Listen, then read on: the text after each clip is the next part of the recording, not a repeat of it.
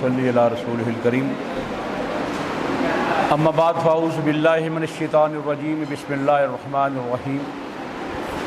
वअब्दुल्लाह वला तुश्रिकू बिही शैअन व बिल वालिदैनि इहसाना व बिज़िल क़ुरबा वल यतामा वल मसाकीन वल जारि ज़िल क़ुरबा वल जारि जुन्ब साहिब जंब वब्निस सबील व मा मलकत ऐमानुकुम इन्नल्लाह ला युहिब्बु मन कान मुख्तालन फ़ख़ूरा। सदक़ल्लाहुल अज़ीम। रब्बि इश्रह ली सदरी व यस्सिर ली अमरी वहलुल उक़दतम मिन लिसानी यफ़क़हू क़ौली। इन्नल्लाह व मलाइकतहू युसल्लूना अलन नबी या अय्युहल्लज़ीना आमनू सल्लु अलैहि व सल्लिमू तस्लीमा। अल्लाहुम्मा सल्लि अला मुहम्मद व अला आलि मुहम्मद कमा सल्लैता अला इब्राहीम व अला आलि इब्राहीम इन्नका हमीदुम मजीद। अल्लाहुम्मा बारिक अला मुहम्मद व अला आलि मुहम्मद कमा बारकता अला इब्राहीम व अला आलि इब्राहीम इन्नका हमीदुम मजीद। मैंने आपके सामने सूरह निसा की 36 नंबर आयत तिलावत करने का शर्फ हासिल किया है, क्योंकि आज मेरा मौजू है वालिदैन के हुकूक कुरान और सुन्नत की रोशनी में। तर्जुमा है कि तुम सिर्फ अल्लाह ही की इबादत करो, उसके साथ किसी को शरीक ना ठहराओ और वालिदैन के साथ हुस्न सलूक वाला मामला करो और अपने रिश्तेदारों, यतीमों, मिस्कीनों, रिश्तेदार पड़ोसी, अजनबी हमसाए, पहलू के साथी, मुसाफिर और तुम्हारे मातहत, अब लौंडी गुलाम तो नहीं है, मुलाजमीन, इन तमाम के साथ उससे सलूक वाला मामला करो। बेशक अल्लाह तबारक ताला उस शख्स को पसंद नहीं फरमाते जो अपने पिंदार में मगरूर हो और बड़ाई जतलाए। मेरे दोस्तों, भाइयों, बहनों, ये एक ऐसा मौजू है जिसका मेरा दिल चाहता है कि मैं रोज़ाना इस पे लेक्चर दूँ, वालिदैन के हुकूक और सिला रहमी पर। ये ऐसी चीज़ है, ये आज घर घर की कहानी है। वालिदैन हर घर में रुस्वा हैं, उनकी नाफरमानी की जा रही है। और एक हदीस है कि कुर्बे क़यामत जो है ना, हर घर से मौसीकी की आवाज़ आएगी, शराब आम होगी, ज़िना आम होगा, लड़के रेशमी लिबास ज़ेबतन करेंगे, कानों में और गले में सोने की जंजीरें पहनेंगे। वालिदैन की इज्जत खत्म होकर रह जाएगी कि बेटा अपने दोस्तों में बैठकर ज़्यादा खुशी महसूस करेगा बजाय कि अपने वालिद साहब के बैठकर। बेटी अपनी सहेलियों में ज़्यादा खुशी महसूस करेगी अपनी माँ के साथ बैठने से। मस्जिदें बड़ी खूबसूरत होंगी। कभी वो मस्जिद नबवी का नक्शा देखिए, जब आप सल्लल्लाहु अलैहि दौर में कच्ची दीवारें और खजूरों के पत्ते हैं और नीचे भी कच्ची है, बारिश आती थी तो सारी छत टपकती थी। लेकिन आप सल्लम आपके साथियों का कुरान से एक ताल्लुक था। आप सल्लम की एक एक बात उनके ज़हन में नशीन हो चुकी थी कि अल्लाह ने उन्हें ओजे सुरैया पर पहुंचाया, दुनिया के सरदार बनाया। एक हम हैं, बड़ी बड़ी खूबसूरत मस्जिदें, फानूस, कलीन, एसी, न जाने क्या क्या। उसी हदीस का हिस्सा है कि कंधे से कंधा मिलाकर नमाज पढ़ी जाएगी, लेकिन दिलों में बुग़्ज़ होगा, कीना होगा, हसद होगा, दुश्मनी होगी, कि मारने वाले को यह मालूम नहीं होगा कि मैं मार क्यों रहा हूं, और मरने वाले को यह मालूम नहीं होगा कि मैं मर क्यों रहा हूं। और एक और हदीस है, हज़रत अब्दुल्लाह बिन मसूद रज़ी अल्लाह ताला रवायत करते हैं। ये लंबी हदीस है, मैं आखिरी साहब के सामने रखना चाहता हूं। उन्होंने फरमाया कि अल्लाह के रसूल सल्लल्लाहु अलैहि वसल्लम फरमाया कि कुर्बे क़यामत 6 चीज़ें होंगी, और भी बहुत सारी हैं, मैंने ये बता चुका हूं पहले आपसे। पहले बताया कि सलाम खास करके नाम लेकर किया जाएगा। जितना बड़ा आदमी उतना बड़ा सलाम और नाम लेकर, ये क़यामत की निशानी है। دوسرا کہ تجارت اس قدر بڑھ جائے گی کہ عورت اپنے خاوند کا ہاتھ بٹائے گی، وہی ہو رہا سارا کچھ۔ تیسرا بتایا کہ قطع رحمی ہوگی، یعنی کہ صلہ رحمی ختم ہو جائے گی، خون کے رشتے آپس میں ٹوٹ جائیں گے چھوٹی چھوٹی باتوں پر۔ چوتھا یہ فرمایا کہ علم اٹھ جائے گا۔ اب علم اٹھ جائے گا اس سے مراد کیا ہے؟ آج بھی ہم قرآن پڑھ رہے، تلاوت کرتے سارے لوگ، حفظ بھی کر رہے ہیں، تراویح میں بھی پڑھتے سنتے بھی ہیں۔ علم کیسے اٹھ جائے گا؟ علم قرآن، علم الحدیث ہوا کرتا ہے، باقی سارے فنون ہیں۔ میں ڈاکٹر ہوں، ایم ایس ہوں، یہاں میں نے بڑی بڑی کتابیں پڑھی ہیں، لیکن وہ فنون ہے سارا۔ اصل علم جو ہے وہ علم القرآن، علم الحدیث ہے۔ اس سے اٹھ جانے سے مراد کیا قرب قیامت؟ حضرت زید بن لبید رضی اللہ تعالیٰ روایت کرتے ہیں کہ میں آپ صلی اللہ علیہ وسلم کے قریب بیٹھا ہوا تھا اور آپ نے بڑی خوفناک بات کہی، وہ یہی تھی کہ علم اٹھ جائے گا۔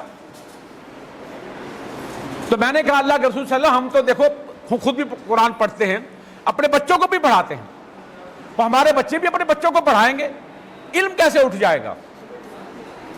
غور سے سنیے گا جو بات آپ صلی اللہ علیہ وسلم فرمائی کہ زید میں تمہیں بڑا سمجھدار سمجھتا تھا، بڑا ذہین آدمی سمجھتا تھا۔ کیا یہود و نصارہ اپنی کتابوں کی تلاوت نہیں کرتے؟ بہت کرتے ہیں وہ، لیکن وہ عمل سے آ رہی ہیں۔ میری امت بھی قرآن کی تلاوت بڑی کرے گی، لیکن اس پہ مطابق عمل نہیں کرے گی۔ تو اس سے مراد یہ کہ علم اٹھ گیا ہے۔ فرمایا کہ ایسے لوگ ہوں گے یہ قرآن پڑھیں گے، قرآن ان کے حلق سے نیچے نہیں جائے گا۔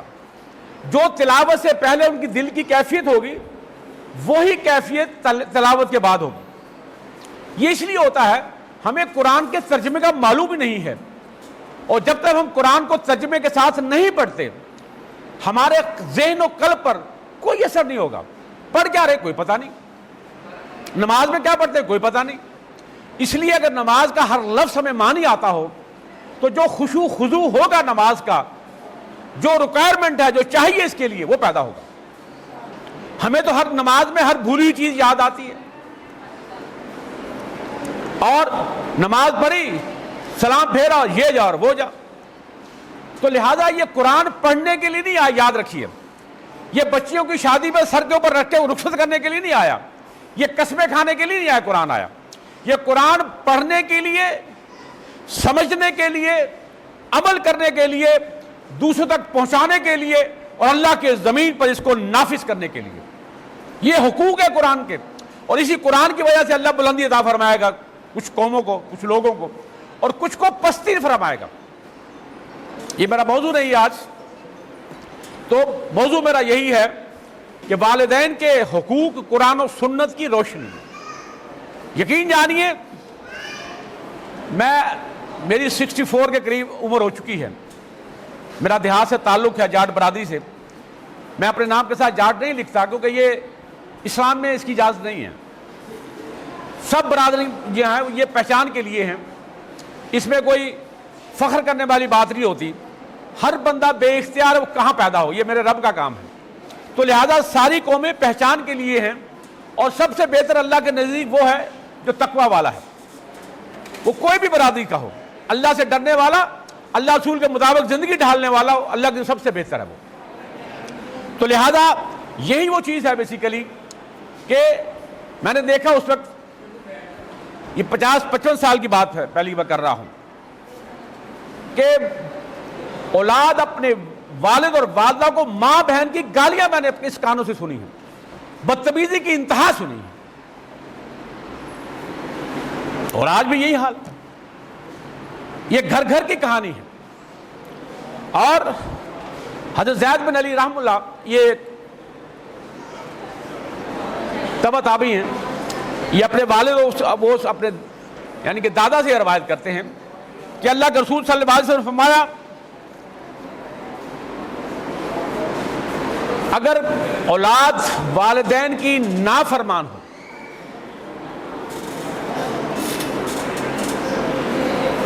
تو اس کے رزق میں کمی آ جاتی ہے۔ دوسری روایت میں یہ ہے کہ اگر والدین کی دعا نہ کی جائے یہ بھی رزق میں تنگی کا باعث ہوتی ہے. اور قرآن نے 19 مرتبہ والدین کا ذکر فرمایا ہے, 19 مرتبہ. یہ پہلی آیت جو آپ کے سامنے رکھی سورہ نساء کی 36 نمبر کہ وَاعْبُدُوا اللَّهَ وَلَا تُشْرِكُوا بِهِ شَيْئًا وَبِالْوَالِدَيْنِ احسانا, کہ تم اللہ کی عبادت کرو, اس کا کسی کو شریک نہ ٹھہراؤ. ساتھ ہی کہا اپنے والدین کے ساتھ حسن سلوک والا معاملہ, احسان والا معاملہ. دوسری آیت مبارکہ سن لیجئے, سورہ بقرہ کی 83 نمبر آیت. وَإِذْ أَخَذْنَا مِيثَاقَ بَنِي إِسْرَائِيلَ لَا تَعْبُدُونَ إِلَّا اللَّهَ وَبِالْوَالِدَيْنِ احسانا وَذِي الْقُرْبَى وَالْيَتَامَى وَالْمَسَاكِينِ وَقُولُوا لِلنَّاسِ حُسْنًا, کہ اللہ فرماتے ہیں کہ میں نے بنی اسرائیل سے یہ عہد لیا تھا, میثاق لیا تھا کہ میرے سوا کسی کی عبادت نہ کرنا, اور ساتھ فرمایا کہ والدین کے ساتھ حسن سلوک کرنا, رشتہ داروں کے ساتھ, یتیموں کے ساتھ, مسکینوں کے ساتھ. اور ساتھ کیا فرمایا, وَقُولُوا لِلنَّاسِ حُسْنًا, ان تمام کے ساتھ احسن بات کرو, نرمی سے بات کرو, پیار سے بات کرو, محبت سے بات کرو. اور دوسری آیت مبارکہ سورہ بنی اسرائیل وَقَضَىٰ رَبُّكَ أَلَّا تَعْبُدُوا إِلَّا إِيَّاهُ وَبِالْوَالِدَيْنِ احسانا. اللہ کہتا ہے میں نے فیصلہ کر دیا ہے. یہ فیصلہ کس کا ہے؟ میرے رب کا ہے. کہ رب نے فیصلہ کر دیا ہے کہ میرے سوا کسی کی عبادت نہ کرنا, اور ساتھ یہ فرمایا کہ والدین کے ساتھ حسن سلوک کرنا.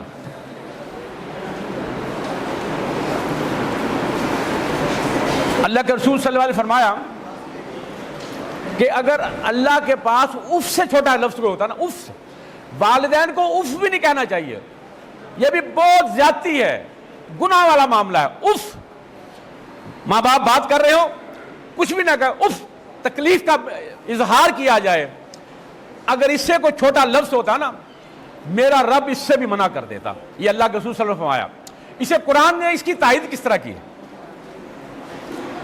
یہ سورہ بقرہ 24 نمبر آیت ہے. وَإِمَّا يَبْلُغَنَّ عِندَكَ الْكِبَرَ إِحْدَاهُمَا أَوْ كِلَاهُمَا فَلَا تَقُل لَّهُمَا أُفٍّ وَلَا تَنْهَرْهُمَا وَقُل لَّهُمَا قَوْلًا كَرِيمًا. کیا خوبصورت آیت ہے. ترجمہ سن لیجئے کہ جب یہ پہنچ جائیں والدین یعنی کہ تمہارے پاس بڑھاپے کو, اکیلا یا دونوں, تو ان کو اف تک بھی نہ کہو, ان کو مت جھڑکو. وَقُلْ لَهُمَا قَوْلًا كَرِيمًا, جیسے وہاں نا قُولُوا لِلنَّاسِ حُسْنًا اس آیت مبارکہ میں سورہ بقرہ میں, یہاں وَقُلْ لَهُمَا قَوْلًا كَرِيمًا, ان کے ساتھ کرم والی بات کرو, نرم والی بات کرو. اور پھر فرمایا اسی آیت میں تھوڑا آگے ہے وَخْفِضْ لَهُمَا جَنَاحَ الذُّلِّ مِنَ الرَّحْمَةِ وَقُلْ رَبِّرْحَمْهُمَا كَمَا رَبَّيَانِي صَغِيرًا. کیا بات ہے قرآن کی. قرآن نے کہا کہ جب والدین کے آگے جھک جاؤ شفقت کے ساتھ, عاجزی کے ساتھ, اور اللہ سے دعا مانگو کہ اللہ جس طرح میرے والدین نے مجھ پر رحم کیا, مجھے پالا, تو بھی ان پر رحم فرما. قُلْ رَبِّ ارْحَمْهُمَا كَمَا رَبَّيَانِي صَغِيرًا, جس طرح ہمیں پالا, پوسا, جوان کیا, خود بھوکے رہے ہمیں کھلایا, خود نہیں پہنا ہمیں پہنایا. اے میرے مولا ان پر رحم فرما, ان کی قبروں کو نور سے بھر دے, ان کی قبروں کو جنت کے باغیچوں سے باغیچہ بنا دے, ان کے درجات بلند کر دے.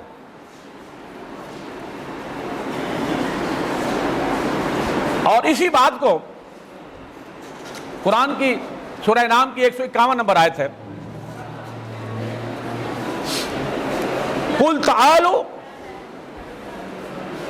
أَتْلُ مَا حَرَّمَ رَبُّكُمْ عَلَيْكُمْ اللہ تشرکوا بشیء وبالوالدین احسانا. ترجمہ سن لیجئے. اے میرے محبوب کہہ دیجئے ان کو کہ آؤ سناؤ میں تمہیں تمہارے رب نے کس کو دو چیزیں حرام کی کہ اللہ کے ساتھ کسی کو شریک نہ ٹھہرانا اور والدین کے ساتھ حسن سلوک والا معاملہ کرنا. اور سورہ لقمان میں کیا خوبصورت آیت مبارکہ ہے. وَوَصَّيْنَا الْإِنسَانَ بِالْوَالِدَيْنِ. دیکھیے قرآن کی خوبصورتی یہ ہے, کہیں کہے گا یا ایھا الذین آمنوا, کہیں کہے گا یا ایھا الکافرون, یہاں کہیں یا ایھا الناس. یہاں انسان کو کہا ہے, تمام انسان, وہ کسی مذہب سے تعلق رکھتے ہوں. وَوَصَّيْنَا الْإِنسَانَ بِالْوَالِدَيْنِ. اللہ وصیت کرتا ہے انسانوں کو کہ اپنے والدین کے حقوق پہچانو. ذرا تصور کیجئے, حملتہ امہ وہنا علی وہن وفصالہ فی عامین ان اشکر لوالدیک الی المصیر. کہ تمہاری ماں جو ہے تمہیں دو ذوق پہ ذوق کہ اٹھائے پھرتی ہے اور 2 سال پہ دودھ چھڑایا جاتا ہے. اے میرے بندے, میرا شکر ادا کرتا ہے تو اپنے والدین کا بھی شکر ادا کر. تو نے میری طرف لوٹ کر آنا ہے. اس طرح بہت آیت مبارکہ ہیں جس میں قرآن یہ چیز فرماتا ہے. اب میں چند حدیثیں آپ کے سامنے رکھنا چاہتا ہوں, یہ تمہید میں سارا وقت گزر گیا.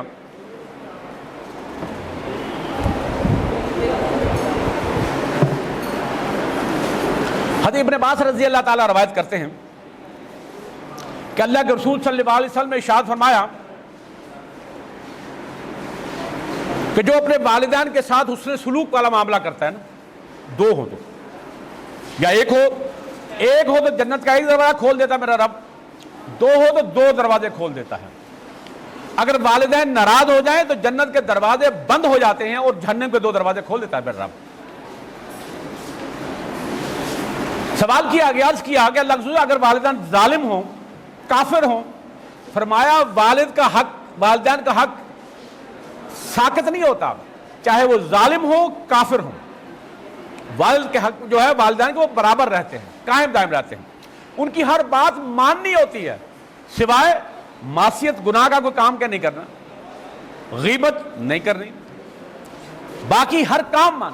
اور دوسری اسی حدیث کا حصہ ہے, اگر والدین ناراض ہوں تو میرا رب ناراض ہو جاتا ہے اور پھر اس کی نہ نفلی عبادت قبول ہوتی ہے نہ فرضی عبادت قبول ہوتی ہے والدین کی ناراضگی پہ.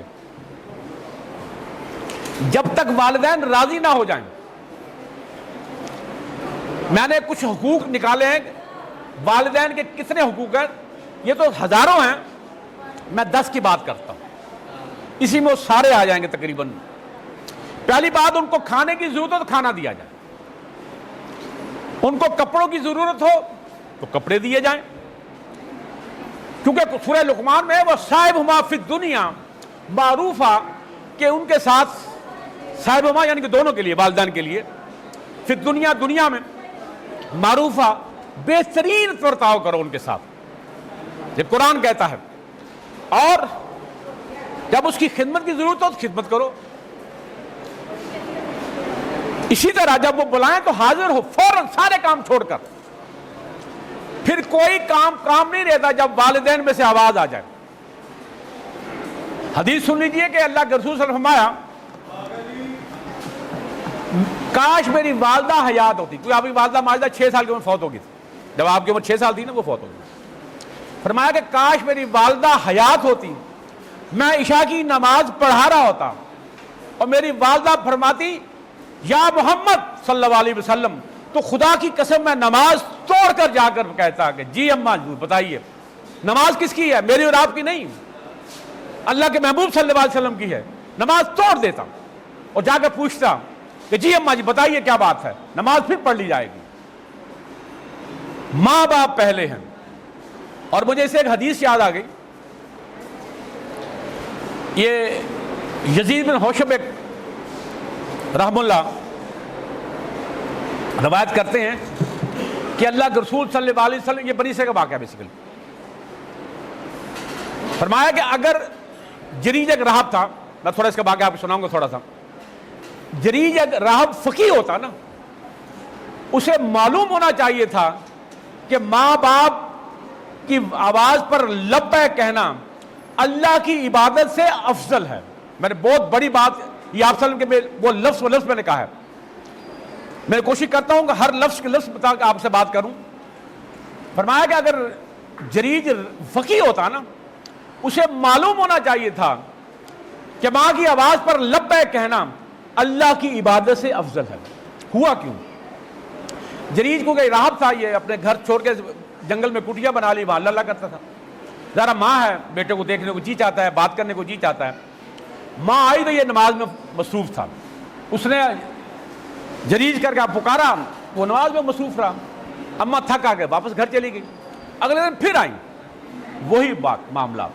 پھر تیسرے بار آئی، وہی نماز میں مصروف ہے، آواز پہ کان نہیں دھرے. اس نے جاتے ہوئے اللہ سے ایک بد دعا کر دی کہ اللہ میرا بیٹا مرنے سے پہلے ایک فاحشہ عورت کا چہرہ دیکھے. دیکھو کتنی بڑی بد دعا ہے، اور ہمیں اسے ہم سمجھتے نہیں ہیں. ہم اپنی بیویوں کو ننگے چہرے بڑے فخر سے ساتھ لے کے جا رہے ہوتے ہیں اور بڑے فخر سے بتاتے ہیں بھابی ہے تاڑی لکھ لعنت ڈب کے مر جا. تو اس نے بد دعا کی کہ تو مرنے سے پہلے فاحشہ عورت کا چہرہ دیکھ. وہاں ایک فاحشہ عورت تھی، وہ حاملہ ہوگی، زنا کیا کسی سے، چروایا کسی سے. اس نے الزام دھر دیا کہ یہ جریج کا کام ہے. بادشاہ سے بات پہنچی. اس کی دو روایتیں ہیں کہ وہ حاملہ تھی اس وقت بھی، ایک ہے کہ وہ بچہ جنم دے دیا تھا اس نے. تو بادشاہ نے اپنے کرندے بھیجے، اس کی کٹھیا گرا دی، وہ گرفتار کر کے لے گئے. اسے پھر معلوم ہوا کہ یہ وہی بد دعا جو میری ماں جاتے ہوئے کہہ گئی. کہا مجھے 2 منٹ دو، میں والدہ کے پاس جانا چاہتا ہوں. والدہ کا اماں حضور اللہ سے توبہ کیجیے، استغفار کیجیے تاکہ اللہ مجھے اس مصیبت سے جان چھڑائے. اب دیکھیے ماں کی دعا سے اثر دیکھیے. کہا لاؤ عورت کون ہے، بچہ کہاں ہے اس کا. اس کے سر پر ہاتھ رکھا اور کہا کہ اللہ کے حکم سے بتا تیرا والد کون ہے. اس نے کہا فلاں چرواہا. بچہ ابھی چند گھنٹوں کا یا دن کا ہوگا. اللہ نے اس کے منہ سے آواز نکلوا دی کہ فلاں چرواہا. عورت بھی مان گئی. اب بادشاہ نے کہا کہ میں تیری کٹھیا سونے کی بنا دوں یا چاندی کی بنا دوں. اس نے کہا یار مٹی کی بنا دو بھائی، میں تو اس مٹی کی کٹھیا میں بڑا خوش ہوں. یہ آج ہم ہیں کہ بڑے بڑے گھر بنانے کی یا بنا چکے ہوتے ہیں یا نیت ہوتی ہے. اللہ رسول کی بات عمل کریں یا نہ کریں، قرآن کو پس پوچھ ڈال دیں یا پڑھ لیں، کوئی فرق نہیں پڑتا.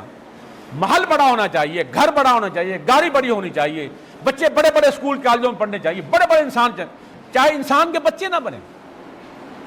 پھر روتے ہیں اب ہماری عزت نہیں کرتے. وہ کیسے عزت کریں؟ آپ نے اسے حرام کے لقمے تو کھلائے ہیں. ایک لقمہ پیٹ کے اندر چلا جاتا ہے، 40 عبادت قبول نہیں ہے. تو ان کے ساتھ نرم گفتگو کیجئے، ان کے آگے آگے مت چلیے. والدان کے پیچھے چلنے کا حکم والد کے. والد کے بیٹھنے سے پہلے آپ بیٹھ نہیں سکتے اور والد کی آواز سے اپنی آواز بلند نہیں کر سکتے. بیٹھا ہے والد، اس کی اجازت سے بولنا ہے آپ نے. اور جو اپنے لیے پسند کرتے ہو اپنے ماں باپ کے لیے وہی پسند کرو، اور جو اپنے لیے دعا مانگتے ہو وہ اپنے ماں باپ کے لیے دعا مانگو. وہ سادہ نور ایسا میں کہ رب اغفر لی والدی، قرآن کی آیت بنی اسرائیل کی آیت کہ اللہ مجھے بخش دے، میرے والدین کو بخش دے. اور حضرت ابراہیم علیہ السلام کی دعا جس کے بغیر ہماری نماز ہی مکمل نہیں ہوتی، ربنا اغفر لی والدی وللمؤمنین یوم یقوم الحساب.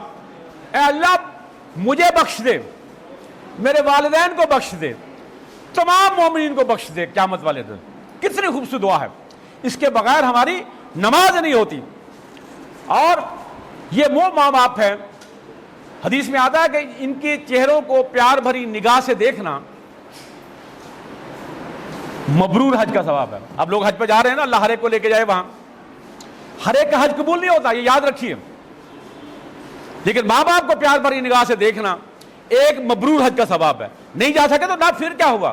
اگر والدین حیات ہیں تو ان کو پیار بھری نگاہ سے دیکھیے، خوش ہوئیے اور کب مبرور حج کا ثواب لیجئے۔ صحابہ نے عرض کیا کہ لفظ اگر ہم بار بار دیکھیں، آپ کو 500 بار دیکھ لو، اللہ کے خزانوں میں کوئی کمی ہو سکتی ہے؟ یعنی کہ آدم علیہ السلام سے لے کر آخری جو انسان دنیا میں آنا ہے، اپنی حاجات اللہ سے مانگے تو میرے رب کے خزانوں میں ایک ذرہ برابر کمی نہیں ہوتی۔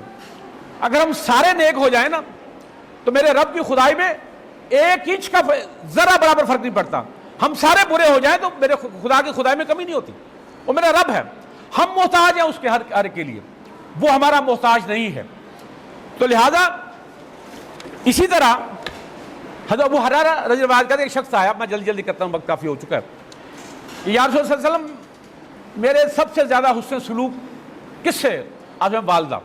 پھر سوال کیا والدہ، پھر سوال کیا والدہ، چوتھی بار سوال والد، پھر درجہ بدرجہ، یعنی کہ والدہ کا جو حق ہے باپ سے 3 گنا زیادہ ہے۔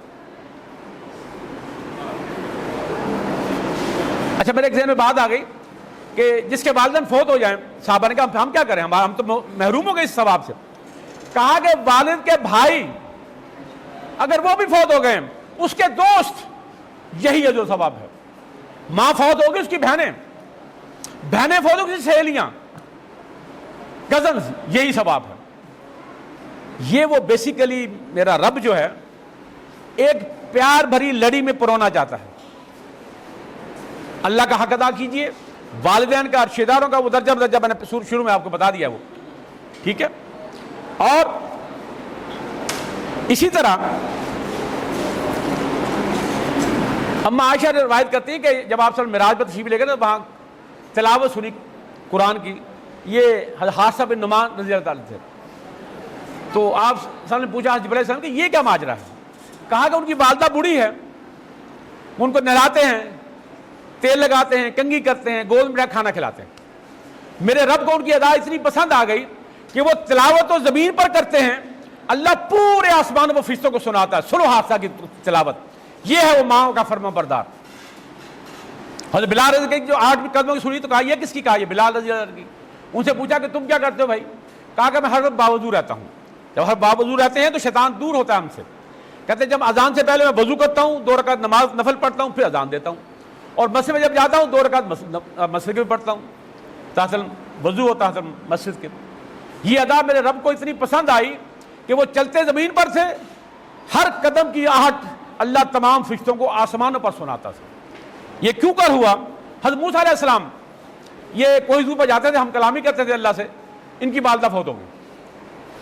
میرے رب نے کیا کہا؟ موسیٰ اب سنبھل کر آنا، اب تمہارے پیچھے تمہاری والدہ دعا کرنے والی نہیں ہے، نبی بھی محتاج ہے اپنی والدہ کی دعا کا۔ حضرت موسیٰ علیہ السلام نے اللہ سے پوچھا کہ یا اللہ جنت میں میرا پڑوسی کون ہوگا؟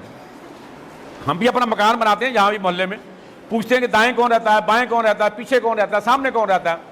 اچھے پڑوسی کی ہمیں ہر ایک کیوں خواہش ہوا کرتی ہے؟ تو پھر جنت کا پڑوس اللہ نے فرمایا کہ فلاں کسائی۔ موسیٰ بڑے پریشان ہو کہ میں اللہ کا نبی صاحب کتاب، ہم کلامی کرتا ہوں اور میرا پڑوسی جنت میں کسائی۔ اللہ نے کہا جا دیکھ تو صحیح معذرت ہو جائے، وہ کرتا کیا؟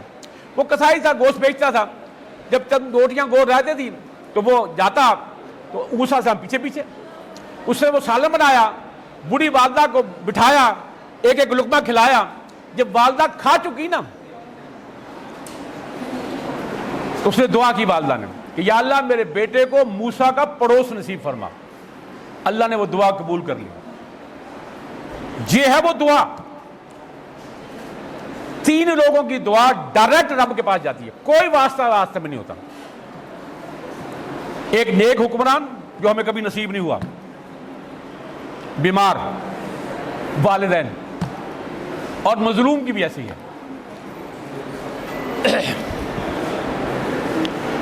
اسی طرح یاد رکھیے ایک حضرت انس بن مالک رضی اللہ عنہ بات کرتے ہیں کہ علقمہ نامی ایک انصاری صحابی تھے، بڑے نیک تھے، بڑی عبادت گزار تھے، بڑے اللہ کا خرچ کرتے تھے، لیکن جب بیمار ہوئے نزا کے عالم میں تو کلمہ جاری نہیں ہو پا رہا تھا۔ ان کی بیوی نے پیغام بھیجا آپ صلی اللہ علیہ وسلم کی خدمت اقدس میں کہ یا رسول اللہ اس کی جو زبان پر جو ہے علقمہ کی زبان کلمہ نہیں جاری۔ آپ صلی اللہ علیہ وسلم نے 4 صحابہ کو بھیجا، حضرت علی رضی اللہ تعالیٰ عنہ، حضرت سلمان فارسی رضی اللہ تعالیٰ عنہ، حضرت عمار بن یاسر رضی اللہ تعالیٰ عنہ اور حضرت بلال رضی اللہ عنہ۔ یہ گئے تو ماجرا وہی تھا، یہ کلمہ پڑھے، کلمہ نہیں پڑھا جا رہا تھا. انہوں نے حضرت بلال کو بھیجا، اللہ کے رسول کا جنازہ پڑھایا اور وہاں ایک جملہ فرمایا، وہ سن لیجیے. کیا مہاجر انصار اپنی بیوی کو اپنی موت پر ترجیح مت دینا، ورنہ تمہاری فرضی اور نفلی نماز اللہ کے ہاں قبول نہیں ہوگی. یاد رکھ لیجئے ذرا. اسی طرح حضرت عبداللہ بن مسعود رضی اللہ عنہ روایت کرتے ہیں کہ میں نے پوچھا اللہ کے نبی سب تو محبوب مال کون سا ہے؟ فرمایا کہ وقت پر نماز پڑھنا، والدین کی فرما برداری کرنا اور جہاد کرنا. اور ایک اور صحابی آپ سے آیا کہ میں اللہ کے رسول، میں آپ کے ہاتھ پر ہجرت اور جہاد کی بیعت کرتا ہوں. پوچھا والدین حیات ہے؟ کہا دونوں ہی حیات ہیں. کہا جاؤ ان کی خدمت کرو جا کر. یعنی کہ والدین کی خدمت جہاد سے افضل ہے. اور اسی طرح ابو ہریرہ روایت کرتے ہیں کہ اللہ کے رسول فرمایا اس کی ناک خاک آلود ہو، اس کی ناک خاک آلود ہو، اس کی ناک خاک. فرمایا کہ اللہ کے رسول کس کی ناک؟ فرمایا وہ شخص جو اپنے والدین کا نافرمان ہے اور ان کی خدمت کر کے اپنے آپ کو بخشوا نہیں سکا. یہ وہی حدیث ہے جو حضرت انس بن مالک فرماتے ہیں کہ آپ جب ممبر مبارک پر قدم مبارک کرتا ہے 1 2 3 پہلے پہ آمین فرمایا، دوسرے پہ آمین فرمایا، تیسرے پہ آمین فرمایا. حضرت معاذ بن جبل فرماتے ہیں کہ میں نے پوچھا آج خلاف معمول. فرمایا کہ جبرائیل علیہ السلام نے کہا کہ تباہ و برباد ہو جائے وہ شخص جس کے والدین دونوں میں سے ایک کو پائے اور ان کی خدمت کر کے جنت نہ پا سکے. اللہ اسے اپنی رحمت سے دور کر دے اور جہنم میں داخل کرے. آپ سے میں نے کہا آمین. دوسرا ہے رمضان مبارک کے بارے میں. تیسرا درود پاک کے بارے میں کہ جسے رمضان پایا اور بخشا نہ سکا، اللہ اسے اپنی رحمت سے دور رکھے اور جہنم میں داخل کرے. آپ سے آمین. اور تیسرا ہے کہ جس کے سامنے میرا نام نامی لیا جائے اور مجھ پر درود نہ بھیجے اور ایسے ہی مر جائے، اللہ اسے جہنم میں داخل کرے اپنی رحمت سے دور. آپ سے میں نے آمین کہا. اسی طرح جس میں نے کیا کہ ماں کے قدموں میں جنت ہے اور باپ جنت کا دروازہ ہے. حضرت ابو درداء کے پاس ایک شخص آیا کہ حضور میری والدہ جو ہے کہتی ہے کہ میں اپنی بیوی کو طلاق دے دوں. اگر باپ کہہ دے نا طلاق دی جانی، میں ایک مثال بھی دیتا ہوں، قرآن سے دوں گا ویسے نہیں، کہ آپ سے فرمایا کہ باپ جنت کا دروازہ ہے، چاہے تو اسے قائم رکھ یا ضائع کر دے. حضرت ابراہیم علیہ السلام جب اپنے بیٹے کو اسماعیل علیہ السلام اور اپنی بیوی ہاجرہ سلام اللہ علیہ اس کو جب مکہ چھوڑ کے آئے، پھر 4 دفعہ پھر گئے. دوسری دفعہ گئے تو حضرت اسماعیل شادی کر لی تھی، وہ شکار پہ گئے ہوئے تھے. بیوی نے پوچھا کیا حال ہے، کیفا حالو کا؟ کہا کہ بڑی تنگ دستی ہے. کہا بیٹا آئے اسے کہنا اپنی چوکھٹ بدل لے، یعنی کہ آپ سمجھتے چوکھٹ بدلے یعنی کہ طلاق دے دے. پھر تیسری بار آئے، دوسری بیوی تھی، اس کا کیفا حال ہوگا؟ اس نے کہا اللہ کا بڑا شکر الحمدللہ. کہا کہ بیٹے کو کہنا، بیٹا اس میں گھر بھی نہیں تھا، بیٹے کو کہنا کہ اپنی چوکھٹ کو قائم رکھے. اندازہ کیجئے ذرا. اور دیکھیے جب انسان فوت ہو جاتا ہے نا، یہ بھی حضرت ابو ہریرہ رضی اللہ تعالیٰ روایت کرتے ہیں کہ انسان جب فوت ہو جاتا ہے اس کے تمام نامے بند ہو جاتے ہیں. ایک نیک اولاد، دوسرا صدقہ جاریہ، کو نہر بنا دی، مسجد بنا دی، کو مدرسہ بنا دیا، کوئی ایسا فلاحی کام کر دیا لوگوں کے کام آتا رہے. تیسرا نافع علم، قرآن کسی کو پڑھا دیا، وہ آگے پڑھائے گا. یہ سلسلہ جاری و ساری رہے گا جب تک یہ کام چلتا رہے گا. اور والدین کی نافرمانی یہ گناہ کبیرہ ہے، اور اسے حضرت ابو بکرہ بن نفی بن حارث رضی اللہ روایت کرتے ہیں. آپ نے کہا کہ میں تمہیں کوئی گناہ کبیرہ نہ بتلاؤں؟ کہ یا رسول بتلائیے. گناہ کبیرہ 3 بتلائے: اللہ کے ساتھ شرک کرنا، والدین کے ساتھ نافرمانی کرنا، جھوٹی گواہی دینا یا جھوٹ بولنا. اور حضرت عبداللہ بن عمر بن عاص روایت کرتے ہیں آزمایا کہ والدین کو گالی دینا بھی گناہ کبیرہ ہے. صحابہ اللہ کون بدبخت ہوگا جو اپنے والدین کو گالی دے گا؟ فرمایا کہ جب کوئی کسی کے والد کو گالی دیتا ہے وہ پلٹ کر اس کے والد کو گالی دیتا ہے، جو کسی کی ماں کو گالی دیتا ہے وہ پلٹ کر ماں کو گالی دیتا ہے، یہ ایسے جو اس نے اپنے ماں باپ کو گالی دی. یہ معمول ہم سب کا ویسے ہی ہے، اور یہ وجہ کیا ہے؟ دین سے دوری ہے. اور حضرت عبداللہ بن عمر رضی اللہ عنہ روایت کرتے ہیں کہ یہ بنی اسرائیل کا واقعہ یہ ہے. آپ نے پایا کہ 3 دوست تھے، وہ جنگل سے جا رہے تھے، ایک غار کے اندر بارش ہوئی، گئے تو آگے پتھر پڑ گیا. اب سب نے کہا کہ اپنے اپنی نیکی کا وسیلہ ہمیشہ اپنی نیکی کا دیا جاتا ہے، اپنی ذاتی۔ اب تینوں دوست، ایک شخص تھا اپنے، وہ چرواہا تھا، وہ بکریاں چراتا، رات کو دودھ لے کے آتا دو کے، اپنے پہلے والدین کو پلاتا، پھر اپنے بچوں کو، پھر غلاموں کو۔ ایک دن آیا تو والدین سوئے ہوئے تھے، فجر تک کھڑے رہا دودھ لے کے، بکری کا نوحہ ہوتا رہے۔ صبح اٹھے دودھ، انہوں نے کہا یا اللہ میں نے یہ تیری رضا کے لیے کیا تو اس پتھر کو ہٹا دے۔ پتھر سرک گیا۔ دوسرے نے بھی اپنا واقعہ اللہ سے آیا کہ میری چچا کی بیٹی تھی، بڑی خوبصورت تھی، میرا دل آ گیا، وہ شادی ہوگی، وہ سامان آئے، مجھے قحط پڑ گیا، میری نیت خراب ہوئی، اور جب میں اس کے قریب گیا تو وہ رونے لگ گیا، میرا دل بھی پسیج گیا۔ اس نے کہا اللہ سے ڈر۔ تو میں نے کہا، اس نے کہا کہ یا اللہ میں نے اسے اس کا غلہ اور بڑھا دیا، اور میں نے تیری رضا کے لیے اس کو چھوڑ دیا، اور پتھر کو وہ پتھر سرک گیا۔